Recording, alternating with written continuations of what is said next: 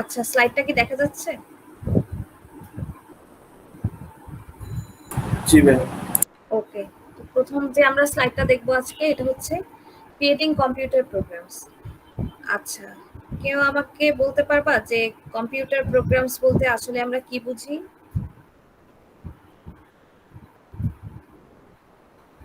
কোনো idea?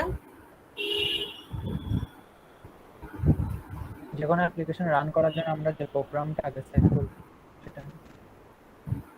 Computer program হচ্ছে আমাদের কালেকশন অফ ইনস্ট্রাকশনস।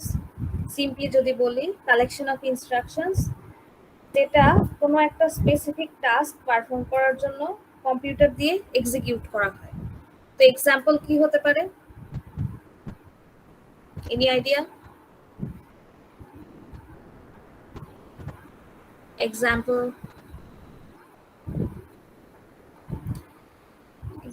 খুব সিম্পল একটা এক্সাম্পল হচ্ছে ভিডিও গেমস।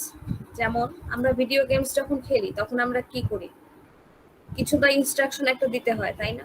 যেমন এটার জন্য এটা হবে, ওটার জন্য এটা হবে, বা ওটার জন্য হচ্ছে আমাদের ব্যাকগ্রাউন্ডে প্রোগ্রাম লেখা থাকে, ঠিক আছে? তো ইনস্ট্রাকশনগুলো ওয়াইজ হচ্ছে আমাদের ভিডিও গেমসটা কি করে, আমরা ভিডিও গেমস যে খেলি ওই ইনস্ট্রাকশন ওয়াইজ হচ্ছে কাজ করে। ইনস্ট্রাকশন কোথায় লেখা থাকে? আমাদের ওই স্পেসিফিক যে প্রোগ্রামটার কথা আমরা বলছি সেখানে লেখা থাকে। তো আমরা আজকে ক্লাসে দেখবো যে প্রোগ্রাম কি, তারপর হচ্ছে হাউ টু প্রোগ্রাম কিভাবে সলভ করতে হয়, হাউ প্রোগ্রাম সলভ প্রবলেমস। আর দুইটা অ্যাপ্রোচ দেখবো, একটা হচ্ছে স্ট্রাকচার্ড আর একটা হচ্ছে অবজেক্ট ওরিয়েন্টেড প্রোগ্রামিং, ঠিক আছে? তো এই দুইটা আমরা দেখবো সামনে ডিটেইলসে। তো what is a computer program? প্রথমে আমরা ফাইলসটা দেখবো যে টিপিক্যালি কি হয়, একটা প্রোগ্রাম কালেকশন অফ ফাইলস হিসাবে স্টোর করা থাকে, ঠিক আছে? একটা প্রোগ্রাম কিভাবে স্টোর করে? Collection of files. তো এখানে কত ধরনের ফাইলস হতে পারে সেটা এখানে একটা পয়েন্ট করে দেয়া আছে। প্রথমটা কি? প্রথমটা হচ্ছে .exe, বা এটাকে বলে হচ্ছে এক্সিকিউটেবল ফাইল, ঠিক আছে? তো এটার কাজটা কি? এটার কাজটা হচ্ছে প্রসেসরের কাছে কমান্ড পাঠানো। এটা হচ্ছে আমাদের exe ফাইলের কাজ।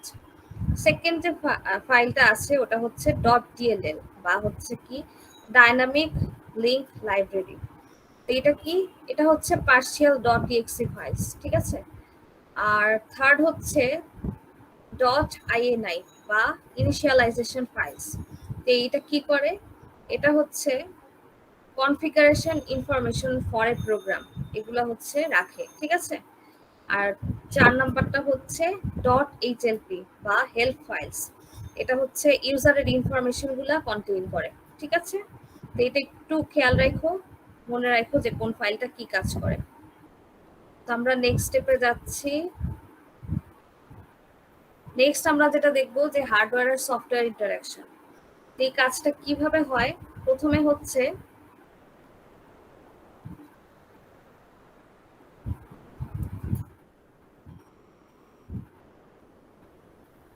হয়ে গেল আবার হার্ডওয়্যার আর সফটওয়্যার ইন্টারাকশন। প্রথমে কি হবে? প্রোগ্রাম সিপিইউ কে বলবে টু প্রসেস ইন্টারাপ্টস, ঠিক আছে? আর আরেকটা কাজ কি?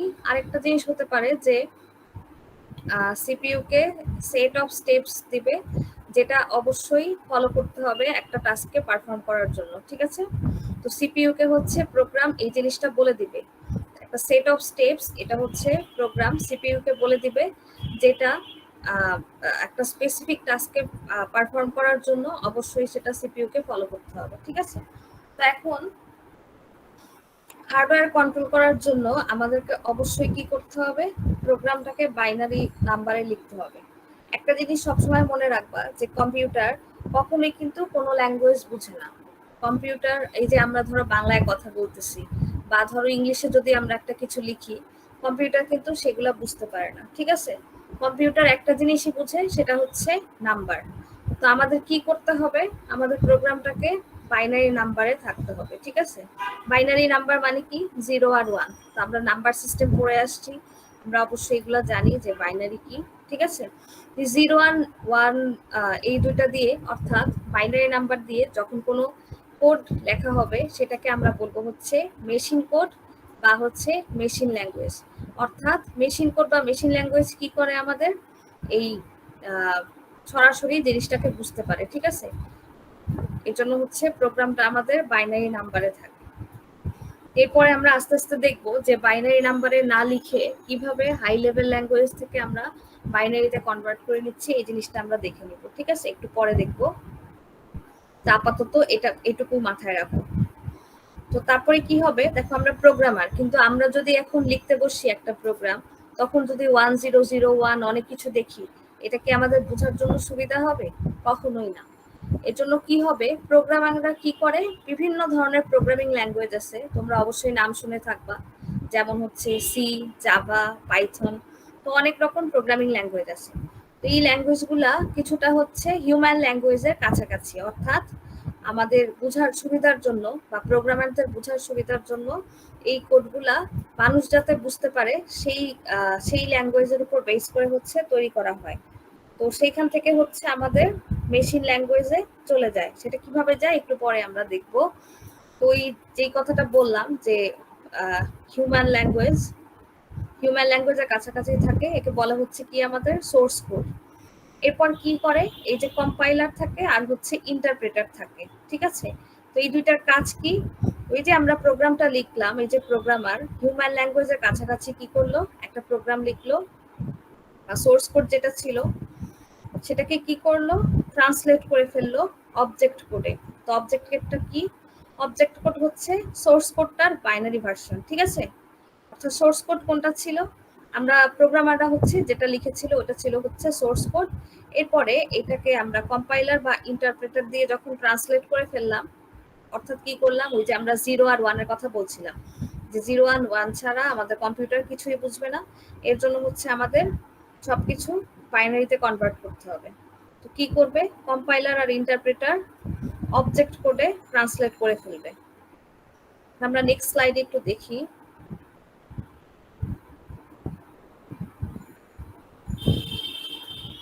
নেক্সট স্লাইডে হচ্ছে যে একটা প্রোগ্রাম কিভাবে প্রবলেম সলভ করে। এটার জন্য বেশ কিছু ওয়ে আছে, দেখো। প্রথমটা হচ্ছে প্রোগ্রাম কন্ট্রোল ফ্লো, সেকেন্ডটা অ্যালগরিদম, থার্ডটা হচ্ছে হিউরিস্টিক, 4 নাম্বারটা হচ্ছে কমন ফ্লো প্যাটার্নস, আর 5 নাম্বারটা হচ্ছে ভ্যারিয়েবলস এন্ড ফাংশনস। তো এর মধ্যে প্রোগ্রাম কন্ট্রোল ফ্লো, এই জিনিসটা হচ্ছে ফ্লো চার্ট, যেটা আমরা হচ্ছে লাস্ট ক্লাসে দেখে আসছিলাম। অ্যালগরিদমটা আমরা লাস্ট ক্লাসে দেখে আসছি, হিউরিস্টিকটা আজকে দেখবো, আর এই যে তিনটা হচ্ছে আমাদের আজকের নতুন জিনিস।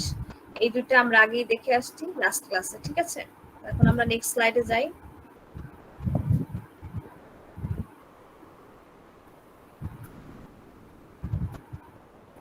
প্রথমটা হচ্ছে কি, প্রোগ্রাম কন্ট্রোল ফ্লো। তো প্রোগ্রাম কন্ট্রোল ফ্লো হচ্ছে যে কোন অর্ডারে প্রোগ্রামটা এক্সিকিউট হবে, এটাকে বলে হচ্ছে প্রোগ্রাম কন্ট্রোল ফ্লো। তো আমরা কি করেছিলাম, একটা ফ্লো চার্ট দেখেছিলাম লাস্ট ক্লাসে যে কিভাবে করতে হয়। তো ফ্লো চার্টটা কি করে, প্রোগ্রামের সিকোয়েন্সটাকে মেইনটেইন করবে, যে একটা প্রোগ্রাম আমরা কিভাবে ডেভেলপ করব, তার সিকোয়েন্সটা কোথায় আমরা দেখতে পাবো, ফ্লো চার্টের মাধ্যমে। তো এটা আরেকটা এক্সাম্পল হচ্ছে কি সুডোকোড। সুডোকোডটা কি আমরা লাস্ট ক্লাসে দেখে আসছি, জাস্ট কি টেক্সট ভার্সন, ঠিক আছে, simple text version of A programs code.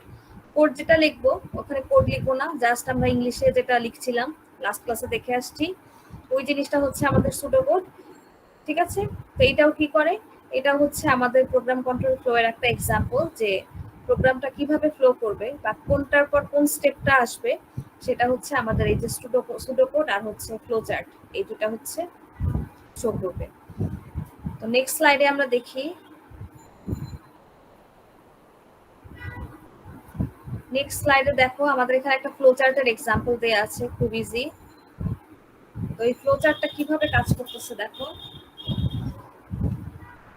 এটা যেটা মনে রাখতে হবে আমাদের, যে একটা ফ্লো চার্টের সিকোয়েন্স গুলা কিরকম হবে, সেটা হচ্ছে আমাদের কিসের উপর ডিপেন্ড করবে, সেটা ডিপেন্ড করবে হচ্ছে আমাদের কন্ডিশনের উপর, যে সিকোয়েন্সটা কিরকম হবে।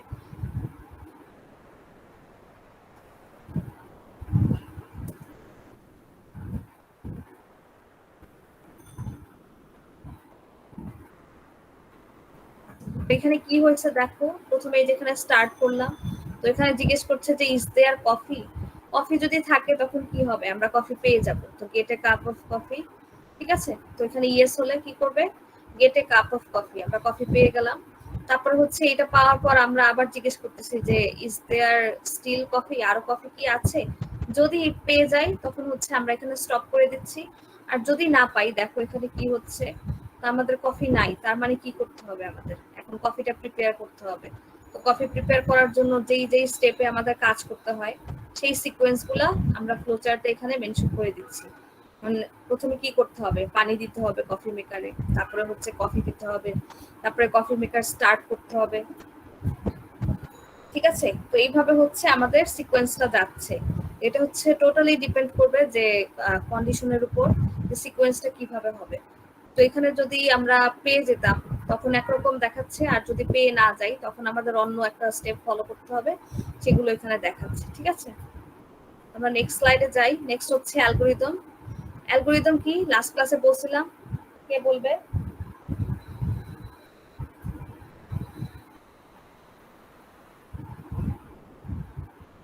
আমরা যে ফ্লো চার্টটা করব সেটাকে স্টেপ বাই স্টেপে লেখা। আচ্ছা, তো অ্যালগরিদম যদি বলি যে সেট অফ স্টেপস, আবারও সে একই কথা, set of steps always lead to a solution, ঠিক আছে।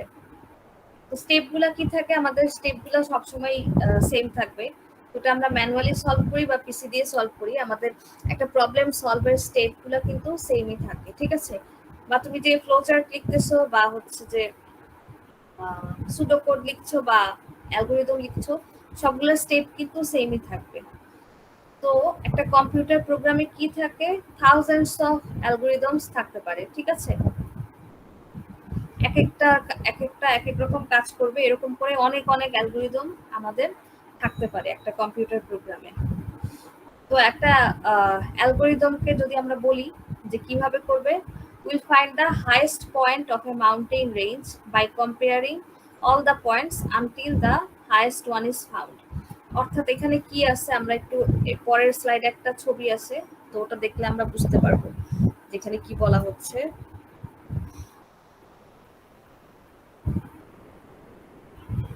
দেখো, তো একটা অ্যালগরিদম কি করবে, সব সময় একদম হাইয়েস্ট যেটা, হাইয়েস্টের সলিউশন ওইখানে চলে যাওয়ার চেষ্টা করবে। মনে করো একটা পাহাড়ের সাথে একটা কম্পেয়ার করছে, তো এটা একটা ধরো কি, এটা একটা মাউন্টেন, তাই না।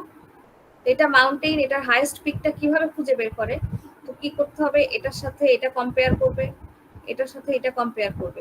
তো এই দুইটার মধ্যে হাইয়েস্ট কোনটা, এইটা। তো এখানে চলে আসলো, আবার ধরে এটার সাথে এটা কম্পেয়ার করলো, তো হাইয়েস্ট কোনটা, এটা। তারপরে হচ্ছে এটার সাথে এটা কম্পেয়ার করলো, তো হাইয়েস্ট হচ্ছে এইটা। তো আমাদের অ্যালগরিদম কি করবে, সবসময় হাইয়েস্টটার জন্য হচ্ছে হাইয়েস্টটা খুঁজে বের করবে, ঠিক আছে। তো এখানে আমাদের একটা ফ্লো চার্ট দেয়া আছে, ওই ফ্লো চার্ট ওয়াইজ হচ্ছে কাজ করবে, যে অ্যালগরিদম কিভাবে কাজ করে তার জন্য একটা ফ্লো চার্ট দেয়া আছে এখানে। Go to first spot and get height. প্রথমটায় যেয়ে তারপরে হচ্ছে হাইট ক্যালকুলেট করবে, তারপরে যদি আরো কিছু থাকে, এগুলোকে এক একটাকে বলছে হচ্ছে স্পট, ঠিক আছে। তো আরো যদি থাকে, যদি না থাকে তাহলে তো স্টপ হয়ে গেল, আর যদি থাকে তখন কি হবে, আরেকটা হচ্ছে রিড করবে, যেগুলো হচ্ছে একটা স্পট, তারপরে হাইটটা নিবে। তো দুইটার মধ্যে হাইয়েস্ট কোনটা সেটা দেখবে, যেটা হাইয়েস্ট সেটাকে কি করলো, সেটাকে হচ্ছে আমরা সেট করে নিচ্ছি কারেন্ট হাইয়েস্ট পয়েন্ট হিসেবে, ঠিক আছে। তো এইভাবে হচ্ছে একটা জাস্ট ফ্লোচার্ট দেয়া আছে, তোমার অ্যালগরিদমটা কিভাবে হাইয়েস্ট পয়েন্ট বের করছে, একটা মাউন্টেনের মতো করে। এরপরে আরেকটা টেকনিক হচ্ছে হিউরিস্টিক। হিউরিস্টিকটা কি, হিউরিস্টিক হচ্ছে কুইকলি প্রবলেম সলভ করার একটা টেকনিক, জাস্ট কিছুই না, অনেকটা অ্যালগরিদমের মতো, বাট একটু ডিফারেন্স আছে। তো ধরো একটা প্রবলেম, আমাদের যে প্রবলেমটা অনেক বেশি কমপ্লেক্স, তো সেটা সলভ করার জন্য আমাদের কি করতে হয়, হিউরিস্টিক ইউজ করতে হয়।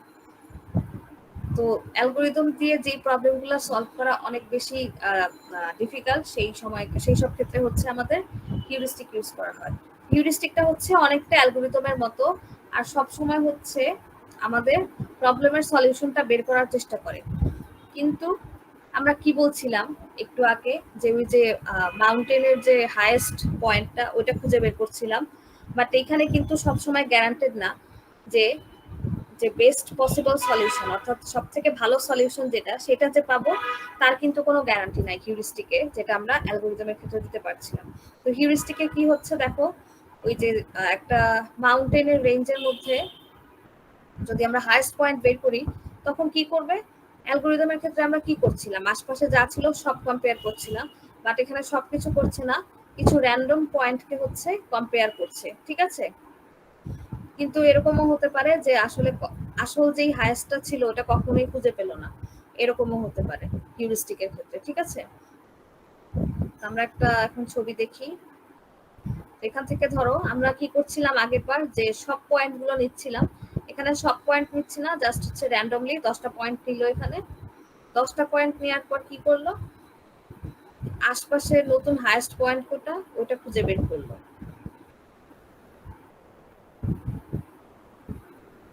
এরপরে নেক্সট হচ্ছে কমন ফ্লো প্যাটার্নস, অর্থাৎ কমন কিছু কাজ আছে যেগুলো আমাদের করতে হবে। তো এটার জন্য কি, এটার জন্য হচ্ছে আমাদের ইউজ হয় কন্ডিশনাল স্টেটমেন্ট আর হচ্ছে লুপ। আচ্ছা, কন্ডিশনাল স্টেটমেন্ট কোনটা কেউ বলতে পারবে? লাস্ট ক্লাসে বলছিলাম মনে হয়।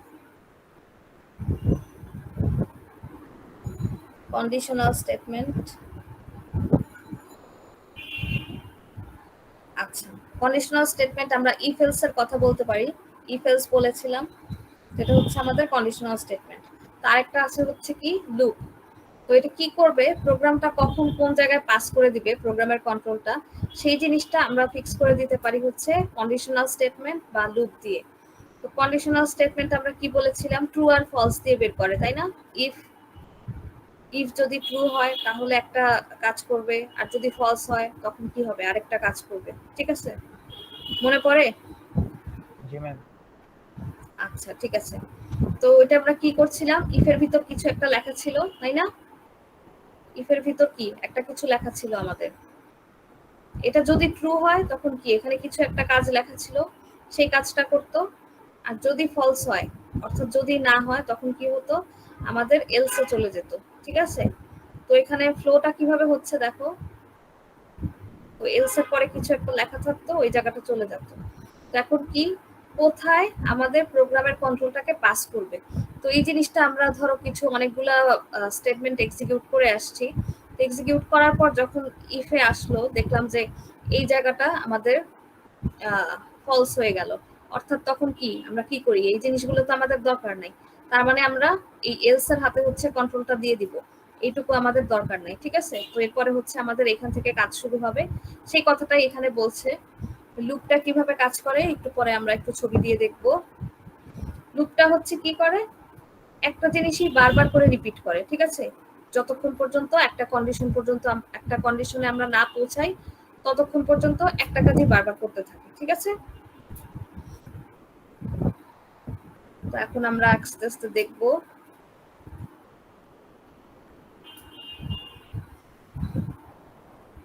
এই দেখো কন্ডিশনাল স্টেটমেন্ট কি, ইফ এলস বলছিলাম যে ইজ দেয়ার কফি, কফি কি আছে, কফি যদি থাকে, ইয়েস যদি হয় তখন কি হবে, এক কাপ কফি চাচ্ছে, আর যদি না হয় তখন কি কফি বানাতে বলছে, তাই না।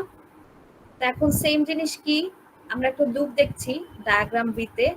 তো ইজ দেয়ার কফি কি, ইজ কফি রেডি, কফিটা কি রেডি আছে কিনা, যদি রেডি থাকে তো থাকলো, আর যদি না থাকে কি করতে হবে, 1 মিনিট করে করে ওয়েট করাচ্ছে। দেখো এখান থেকে কোথায় যাচ্ছে, কফি রেডি নাই, তার মানে হচ্ছে এখানে গেল, এখানে যে কি হলো, 1 মিনিট ওয়েট করো। ওয়েট করার পর এখানে কি, এখানে আবার ঘুরে এই জায়গাটা চলে আসলো, দেখো ঘুরে এই জায়গাটা এসে এখানে আসলো। তো 1 মিনিট পর আবার জিজ্ঞেস করতেছে যে কফি কি রেডি, তখনও যদি রেডি না হয় তখন আবার কি হবে, 1 মিনিট ওয়েট করতে হবে। তো এইভাবে হচ্ছে সেম কাজগুলা যখন বারবার করতে হয় তখন আমাদের এই লুপের দরকার হয়। আর লুপ কোথায় দরকার হতে পারে, আর কারো কোনো মাথায় কোনো আইডিয়া আসতেছে যে লুপ কোথায় লাগতে পারে? আর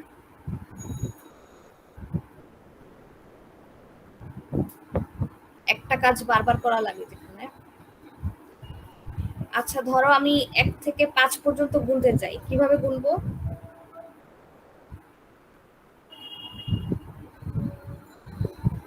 এমনি এমনি তো গুনে ফেলা যায়, তাই না। 1 থেকে 5 পর্যন্ত যদি গুনি, জি ম্যাম, নরমাল ভাবে তো গোনা যায়। জি ম্যাম, সিরিয়ালি কোনো। হ্যাঁ, কিন্তু ধরো আমি 1 থেকে যদি 5,000 পর্যন্ত গুনতে চাই বা 5 লাখ পর্যন্ত গুনতে চাই, তখন কি আমার পক্ষে সম্ভব যে একটা একটা করে গুনবো? সেটা কিন্তু সম্ভব না। তখন আমাদের কি করতে হবে? এই যে এখানে লুপে দিয়ে দিতে হবে। ঠিক আছে? যে 1 থেকে 1000 পর্যন্ত কি 1 থেকে 5000 পর্যন্ত আমরা কাউন্ট করব বা সাম বের করব সবগুলার। সাম বের করার জন্য কি করতে হবে? তো প্রত্যেকটা কাজই কি? আগেরটার সাথে পরেরটা যোগ করা। যখন আমরা 1 থেকে 5 পর্যন্ত ধরো সাম বের করতেছিলাম সবগুলা, তো আমরা কি করতেছিলাম? 1 এর সাথে কি করব? 2 যোগ করব, তাই না? 1 এর সাথে 2 যোগ করব। এটা থেকে যে রেজাল্টটা আসবে সেটার সাথে কি করব? 3 যোগ করব, তাই না? তারপর এই যে এই 3টার থেকে যোগ করে যে রেজাল্টটা আসে এটার সাথে কি করব আমরা? 4 যোগ করব। তারপরে হচ্ছে এই 4টা যোগ করে যে রেজাল্টটা আসবে ওইটার সাথে কি করব আমরা? 5 যোগ করব। এভাবেই তো আমরা কাজ করি, তাই না? নাকি অন্যভাবে করি? জি ম্যাম, এভাবেই করি। হ্যাঁ, এইভাবেই করি। তো এখন সেম জিনিসটা যদি আমাকে বলে 1 থেকে 5000 পর্যন্ত সবগুলার সাম বের করতে হবে, তো আমাদের কি সম্ভব একটা একটা করে এরকম করে করে বের করা? অনেক কষ্টের না? অবশ্যই সম্ভব, কিন্তু অনেক কত টাইম লাগবে? অনেক টাইম লাগবে। কি দরকার? তো তখন আমরা কি করতেছি? জাস্ট হচ্ছে আগের নাম্বারটার সাথে পরের নাম্বারটা যোগ করে দিচ্ছি। তো এই কাজটা কি করব আমরা? এই কাজটা আমরা এই লুপের মাধ্যমে করতে পারি। অর্থাৎ এখানে আমরা যোগ করার ইয়েটা যদি দিয়ে দেই যে আগেরটার সাথে পরেরটা যোগ হবে, তারপরে আবার কি হবে? এটা ঘুরে আবার এখানে এসে আবার সেম কাজটা করতে থাকবে। আবার এইটুকুর জন্য কাজ করবে, আবার এইটুকুর জন্য কাজ করবে। ঠিক আছে? তো এইভাবে আমাদের লুপ করে কি হলো আমাদের? আমাদের অনেক টাইম বেঁচে যাবে। যে একটা প্রোগ্রাম যদি লিখে ফেলি আমরা, তো অনেক টাইম বেঁচে যাবে আমাদের। তো একটা কাজ যখন বারবার করতে হয় তখন হচ্ছে আমরা লুপ ইউজ করে থাকি। তো নেক্সট হচ্ছে আমাদের কি? Variables and functions. তো ভ্যারিয়েবলসটা হচ্ছে একটা জায়গা যেখানে আমরা ডেটাটা রাখবো। একটা হচ্ছে place holder for data that is being processed, এবং ওইটা নিয়ে আমরা হচ্ছে পরে কাজ করব। যেমন একটা সিম্পল এক্সাম্পল যদি দেই, এই যে এক্স, এক্স এর মধ্যে আমরা ধরো একটা ভ্যালু রাখলাম হচ্ছে 5। ঠিক আছে? তো এখানে এক্সটা কি আমাদের? এক্সটা হচ্ছে ভ্যারিয়েবল। ওয়াইটা কি? ধরো ওয়াই লিখলাম আমরা। ওয়াই এর মধ্যে আমরা কি করব? ওয়াই এর মধ্যে একটা নাম্বার রাখলাম যেটা হচ্ছে 1। এখানে এক্স আর ওয়াই এই দুটো হচ্ছে আমাদের ভ্যারিয়েবল। এটা নিয়ে আমরা কি করব? এটা নিয়ে আমরা পরে কাজ করব। যেমন এই যে program contains variable to hold inputs from users. ঠিক আছে? আমরা ধরো ইনপুট দিলাম, আমরা 5 আর 6 এর মধ্যে যোগফল বের করতে 5 আর 1 এর মধ্যে যোগফল বের করতে যাচ্ছি। তো আমরা ইনপুট দিলাম হচ্ছে 5 ইনপুট দিলাম আর হচ্ছে 1 ইনপুট দিলাম। এখন ইনপুটগুলো স্টোর করছি আমরা। 5 স্টোর করব হচ্ছে x এর মধ্যে আর 1 স্টোর করব হচ্ছে y এর মধ্যে। ঠিক আছে? তো এখন আমরা নেক্সট কি করব? জাস্ট x প্লাস y এই কাজটা করব। ঠিক আছে? আমরা 5 প্লাস 1 এটা না করে আমরা করব হচ্ছে x প্লাস y। ধরো এটাকে আমরা আরেকটা জায়গায় স্টোর করলাম যে রেজাল্ট। ঠিক আছে? রেজাল্টের মধ্যে স্টোর করলাম। এইটার মানে কি? এটা হচ্ছে কিন্তু একটা ভ্যারিয়েবল। ঠিক আছে? তো আমরা আউটপুট পাবো হচ্ছে এই res বা রেজাল্ট। এটাকে কিন্তু আমরা আউটপুট হিসেবে পাবো আর এটার ভ্যালু হবে তখন হচ্ছে 6। ঠিক আছে? এইভাবে হচ্ছে জিনিসগুলো কাজ করে। আর ফাংশন কি? ফাংশন হচ্ছে সেট অফ স্টেপস। ঠিক আছে?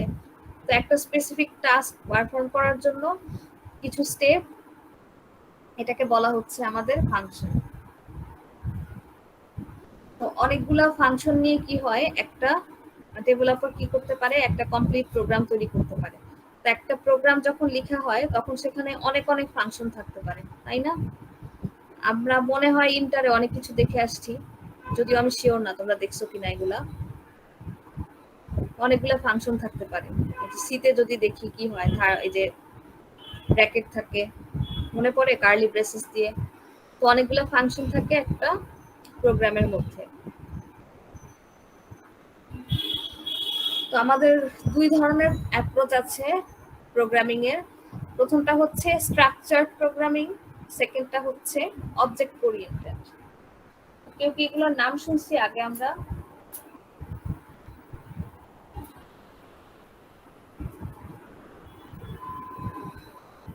নাম শুনছি? কেউ জানতে হবে না নাম শুনছি কিনা।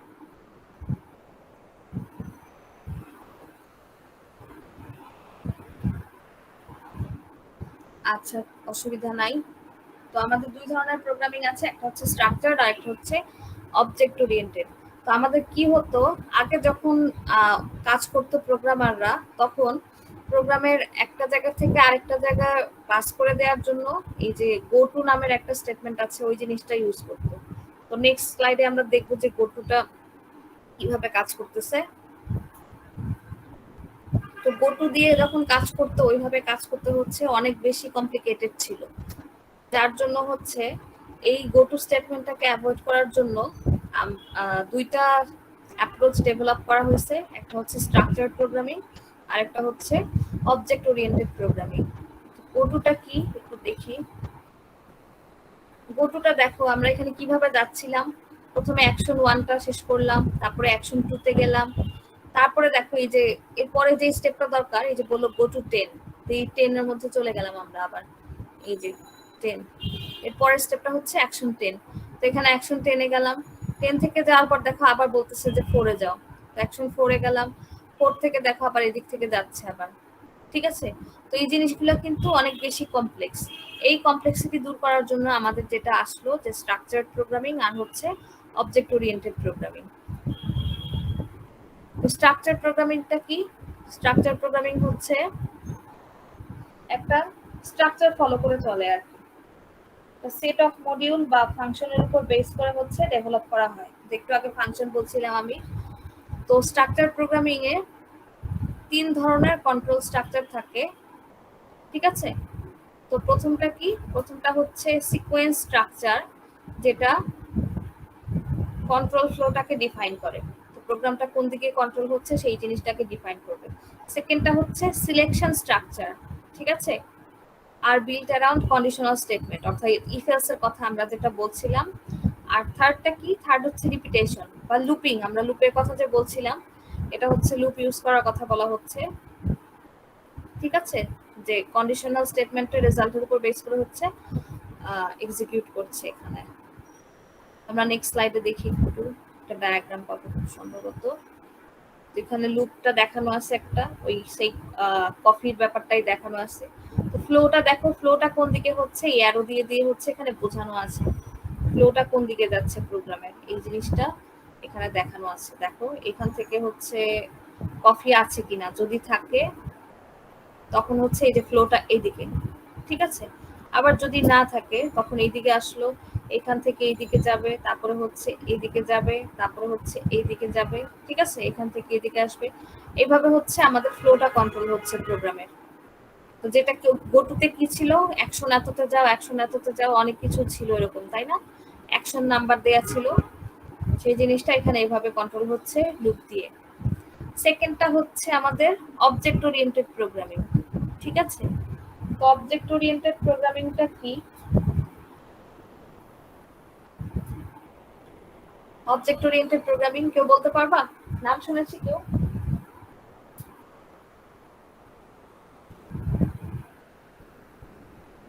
আচ্ছা, অবজেক্ট ওরিয়েন্টেড প্রোগ্রামিং এ যেটা থাকবে, যে অবজেক্ট থাকবে আর হচ্ছে সেই অবজেক্টগুলা কি কাজ করে সেই জিনিসগুলো থাকবে। ঠিক আছে, তো অবজেক্ট ওরিয়েন্টেড প্রোগ্রামিং শর্টলি বলা হয় হচ্ছে ওপি। এই জিনিসগুলো কি থাকে? Programs are build from blocks of code called objects. তো এটা একটা প্র্যাকটিক্যাল এক্সাম্পল দিয়ে একটু পরে বুঝাবো। আচ্ছা, প্রত্যেকটা এক্সাম্পলের কি থাকে? ফাংশন থাকে আর কিছু ক্যারেক্টারিস্টিক্স থাকে। ক্যারেক্টারিস্টিক্সটাকে বলা হচ্ছে অ্যাট্রিবিউট, আর হচ্ছে কন্টেইন আদার অবজেক্টস, অন্যান্য অবজেক্টগুলোকে কন্টেইন করে। এনক্যাপসুলেট, এটা হচ্ছে প্রোটেকশনের জন্য ইউজ করা হয় আর কি, না সিকিউরিটির জন্য ধরতে পারো, একটা সিম্পলি মনে রাখার জন্য। অবজেক্ট কি করে? কমন অ্যাট্রিবিউট গুলা শেয়ার করে ক্লাসে। ঠিক আছে, তো এটা একটা এক্সাম্পল দিব এখনই। আর ক্লাসগুলো কি হয়? অনেকগুলো সাব ক্লাসে ডিভাইডেড হতে পারে। ঠিক আছে, তো এখন এক্সাম্পলটা কি?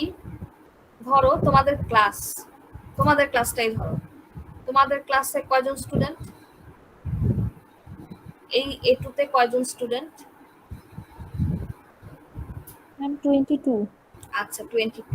এখন আমাকে বলো যে তোমাদের 22 স্টুডেন্টের মধ্যে কমন জিনিস কোনটা সবার মধ্যেই? তোমরা হচ্ছে একটা ক্লাস, ধরে নিচ্ছি এই ক্লাসটার নাম হচ্ছে স্টুডেন্ট। তো তোমাদের মধ্যে সবার মধ্যে কমন সবারই আছে এরকম জিনিস কি কি হতে পারে?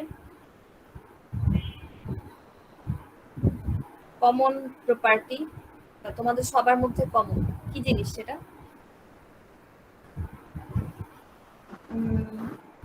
আইডি।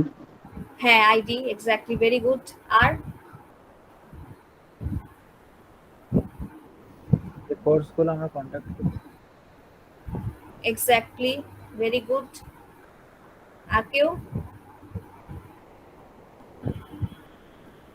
আচ্ছা ঠিক আছে, আমি বলি এখন। তো তোমাদের সবার মধ্যে কমন কি? তোমাদের সবার হচ্ছে আইডি আছে, তারপরে হচ্ছে সবার কি আছে, সবার একটা করে নাম আছে, তারপর তোমরা যে কোর্সগুলা করছো সেগুলো আছে, সেগুলো তোমাদের মধ্যে কমন, অর্থাৎ কমন প্রপার্টি। তো আমরা একটা ক্লাস, ধরো তোমাদের ক্লাসটার নাম দিলাম, আচ্ছা A2 দিয়ে দেই, A2, ধরো একটা ক্লাস হচ্ছে আমাদের A2। A2 এর কি আছে? স্টুডেন্টদের, A2 এর স্টুডেন্টদের আইডি আছে, তারপরে হচ্ছে নাম আছে, বা যেই কোর্সগুলা করছো সেই কোর্সগুলা আছে, ঠিক আছে? বা হচ্ছে তোমাদের মার্কসগুলা আছে, এই যে তোমরা পরীক্ষা দিচ্ছ সেই মার্কসগুলা আছে না, মার্কসের রেকর্ডগুলা, এই জিনিসগুলা হচ্ছে তোমাদের মধ্যে কমন, ঠিক আছে?